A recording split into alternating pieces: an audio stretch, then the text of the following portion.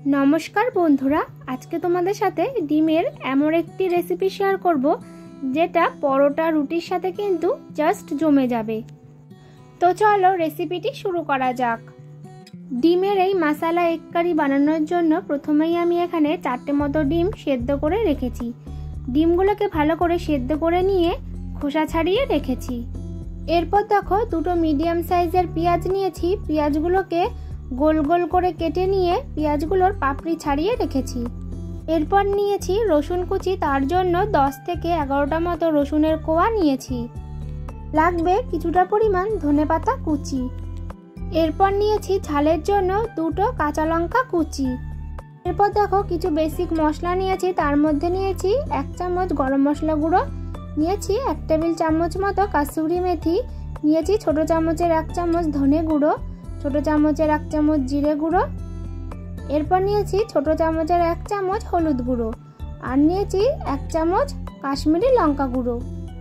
এরপর দেখো প্রথমে ডিমগুলোকে একটু গোল গোল করে রিংয়ের আকারে কেটে নেব। ডিমগুলো কাটার সময় যদি কুসুমগুলো একটু ভেঙে যায় তাহলে কিন্তু কোনো রকম প্রবলেম হবে না।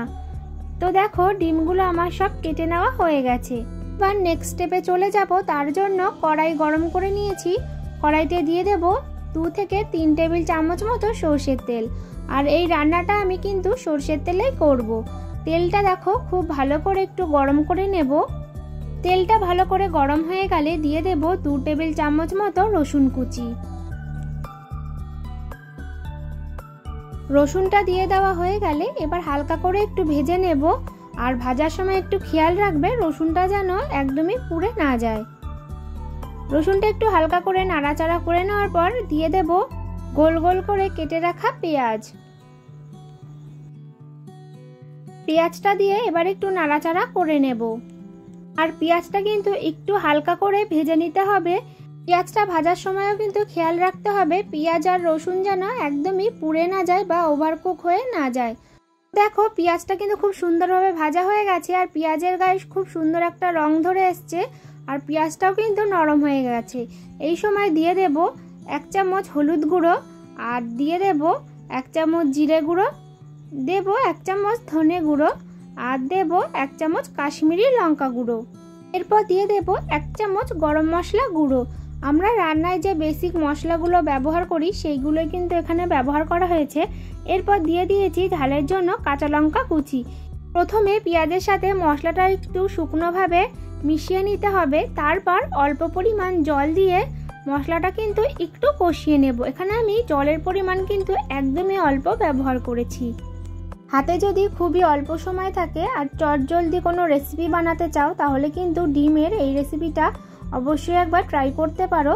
তো দেখো এবার দিয়ে দিয়েছি অল্প পরিমাণ নুন, দিয়ে মশলাটা এবার একটু কষিয়ে নিচ্ছি। আর মশলাটা কিন্তু বেশ একটু শুকনো শুকনোভাবে কষাতে হবে, আর মশলাটা যেন একদমই পুড়ে না যায় খেয়াল রাখবে। তো দেখো মশলাটা যখন শুকনো শুকনো করে কষানো হয়ে যাবে তখন এতে দিয়ে দেব সিদ্ধ করে গোল গোল করে কেটে রাখা ডিম। মশলার মধ্যে ডিমগুলো দিয়ে দেওয়ার পর এবার হালকা হাতে ডিমটা একটু মিক্স করে নেব। ডিমটা খুব ভালোভাবে মশলার সাথে মিক্স করে নেওয়ার পর দিয়ে দেব পরিমাণ মতো নুন। এরপর দিয়ে দেব 1 টেবিল চামচ মতো কাসুরি মেথি, আর দিয়ে দেব কিছুটা পরিমাণ ধনেপাতা কুচি। এবার সবকিছু খুব ভালো করে মিক্স করে নিলেই কিন্তু রেডি হয়ে যাবে খুবই চটজলদি ডিমের একটি দুর্দান্ত স্বাদের রেসিপি। রাত্রের ডিনারে রুটি পরোটার সাথে যদি ডিমের এই রেসিপিটা থাকে তাহলে তো জাস্ট জমে যাবে।